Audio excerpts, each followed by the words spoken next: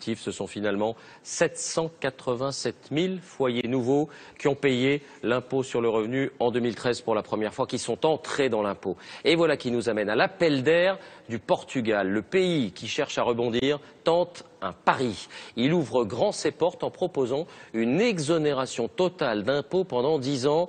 Plus de taxes foncières, plus d'impôts sur le revenu.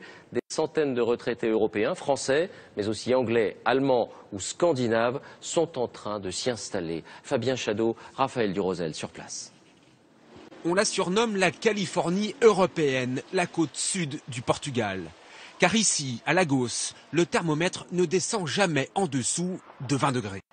L'été toute l'année, c'est ce que sont venus chercher Armel et Anna pour leur retraite.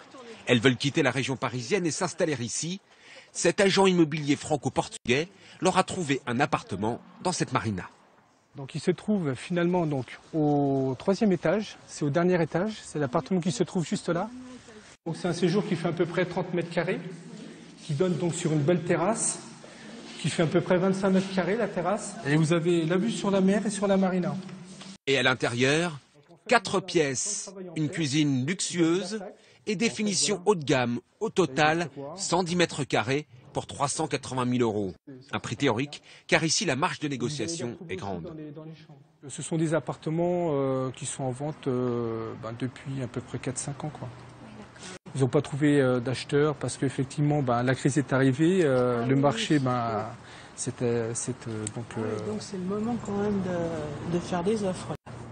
Le moment de faire une offre pour ces deux Françaises, car en plus des prix bas, le Portugal est devenu depuis peu un petit paradis fiscal pour les non-résidents.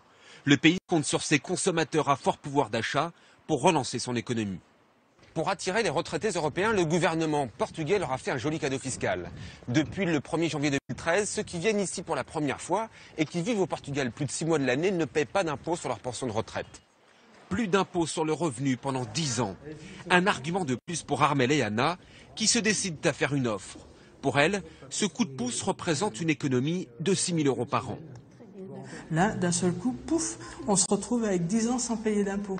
Donc, je veux dire, ça vaut le coup. Vous n'avez pas peur qu'on dise de vous que vous êtes une forme d'exilés fiscaux? Nous, on veut vivre. Mieux. On va dépenser, de toute façon. On dépensera et au Portugal et en France. Donc, je pense que ça permet de réinjecter de l'argent dans le système. Ouais. Et ici, le coût de la vie est presque 2 fois moins cher qu'en France. Alors Armel et Anna en profitent pour se faire plaisir. Mais c'est pas cher.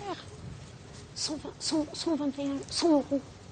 C'est incroyable, c'est de la pure laine, tu vois. Ça, c'est des trucs que tu achètes à Paris, mais on les paye pas moins de 300, 400 euros, ces choses-là. On va d'abord voir la sardine.